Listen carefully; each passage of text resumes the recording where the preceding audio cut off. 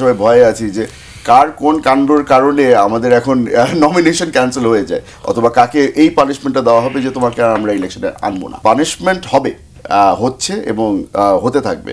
আপনার খালি দেখতে হবে যে কাকে কাকে পানিশ করা হয়। নাসির যেমনটি বললেন যে নতুন সংবিধানের প্রয়োজনীয়তা, তার মানে কি জুলাই সনদ হওয়ার পরও না পাওয়ার ক্ষেতটা রয়ে যাবে কিনা, আমার প্রশ্ন আপনার কাছে। হুমাম, দেখেন, এইখানে আপনার যদি নতুন সংবিধান লিখতেই হয় তাহলে কিন্তু আপনি গত কতদিন ধরে এই প্রায় 10 মাস ধরে যেগুলো হয়েছে ওগুলো সবটা আপনি ইনভ্যালিড করে ফেললেন। আপনার রিফর্মেরও কিছু দরকার নেই, কারণ আপনি সব কিছু নতুন করেই করছেন। আমার মনে হয় যে আমরা একটু বেশি এক্সট্রা ফাস্ট স্পিডে চলছি। যেই জিনিসগুলো আমরা এত বছর ধরে বাংলাদেশ স্বাধীন হওয়ার পর থেকে আমরা যে জিনিসটা দেখে এসেছি, বেশিরভাগ জিনিস কিন্তু আমরা আমাদের ইলেকশন ম্যানিফেস্টোর মধ্যেই রাখি। আমরা ইলেকশন ম্যানিফেস্টোগুলো ক্রিয়েট করি কারণ মানুষ যেন ওগুলি পড়ে ভোট দিতে পারে। হ্যাঁ, হয়তো বলবে যে অনেক মানুষ এই ম্যানিফেস্টো পড়ে না, কিন্তু এই জিনিসগুলো আমরা যে রিফর্মের কথা বলছি অথবা সংবিধানের মধ্যে যে সংশোধনের কথা বলছি, এগুলো কিন্তু আমরা আমাদের ম্যানিফেস্টোর মধ্যে দিতে পারি। কিন্তু হুম্মাম, আমার বলতেই হবে যে ম্যানিফেস্টো ইশতেহার, আমরা ইশতেহারটা বই হিসেবে নিয়ে আমার জীবনে আমাকে ইশতেহার বহুবার হাতে নিয়ে পড়ে মিলিয়ে দেখতে হয়েছে যে কি বলেছিল এই দলটি এবং কি করছে। আমি কিন্তু মিল পাইনি কারণ ওটা তো ছিল আগের বাংলাদেশ। সেই বাংলাদেশ আসলে কতটা বদলে যাচ্ছে সেটাও তো আমাদের বোঝা দরকার। এবং আগামীতে মানুষ এই যে প্রতিশ্রুতিগুলো, সেই প্রতিশ্রুতি থেকে বড় দল হিসেবে বিএনপি যে কখন প্রতিশ্রুতি থেকে সরে যাবে না তার কি আসলে?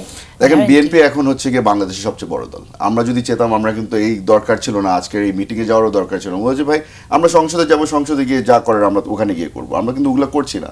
আমরা কিন্তু ওপেনলি বলে দিচ্ছি যে যেই বাংলাদেশ আমরা তৈরি করতে চাই আমাদের সবার মিলে করতে হবে। সেই কারণেই কিন্তু আজকের এই মিটিংয়ে আমাদের যাওয়া, আমাদের এই এঙ্গেজমেন্ট হচ্ছে বারবার করে, because we want N inclusive Bangladesh.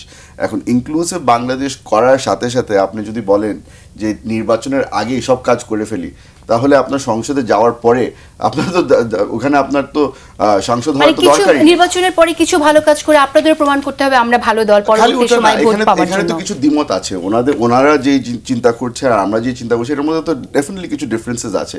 ওই জন্যই বলছি যে আমাদের election manifesto will be very different. ওনাদেরটা এক ধরনের হবে, আমাদেরটা এক ধরনের হবে। ও দুটো বাছাই করেই কিন্তু মানুষজন ভোট দিবে আমাদেরকে অথবা ওনাদেরকে। এই জিনিসটা মনে হয় যে আমাদের বেসিক্সে ফেরত চলে যাওয়া উচিত, যেখানে আমাদের ভোটের উপরে পুরোপুরি নির্ভর। Let the people decide. মানুষের উপরে অদ্দূর ভরসা রাখা উচিত যে বাংলাদেশের মানুষ নিজের ভবিষ্যৎ নিজেই বেছে নেবে।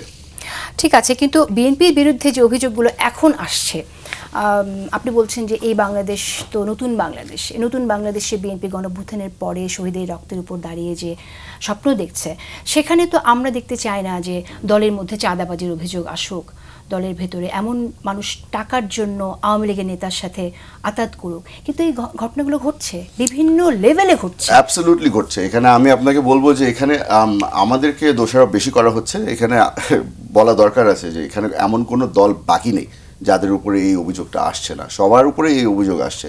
আমাদের দল অনেক বড়, ওই জন্য সবচেয়ে বেশি বড় দলের অ্যাকশনও তো বড় হবে তাদের। ওই জন্যই কিন্তু আপনি দেখছেন যে অনেকগুলি বড় বড় নেতাদেরকেও কিন্তু আমরা শোকজ করেছি। অনেকগুলি বড় নেতাদেরকে আমরা এখনো বহিষ্কার করা হয়নি, কিন্তু কোট আনকোট শোকজ কাজে দিচ্ছে না। শোকজ আপনার বাদই দেন। আমরা এখন যেটা সবাই ভয়ে আছে, আমরা যারা বিএনপি করে আমরা সবাই ভয়ে আছি যে কার কোন কাণ্ডর কারণে আমাদের এখন নমিনেশন ক্যান্সেল হয়ে যায়, অথবা কাকে এই পানিশমেন্টটা দেওয়া হবে যে তোমাকে আমরা ইলেকশনে আনবো না। তো এই জিনিসটার জন্য আপনার একটু ধৈর্য ধরতে হবে। পানিশমেন্ট হবে, হচ্ছে এবং হতে থাকবে। আপনার খালি দেখতে হবে যে কাকে কাকে পানিশ করা হয়। আমার মনে হয় না যে এমন কোনো ব্যক্তি বেঁচে যাবে কারণ তার লবিং স্ট্রং আছে বা এরকম ধরনের স্পেশাল ট্রিটমেন্ট কাউকে দেওয়া হবে না।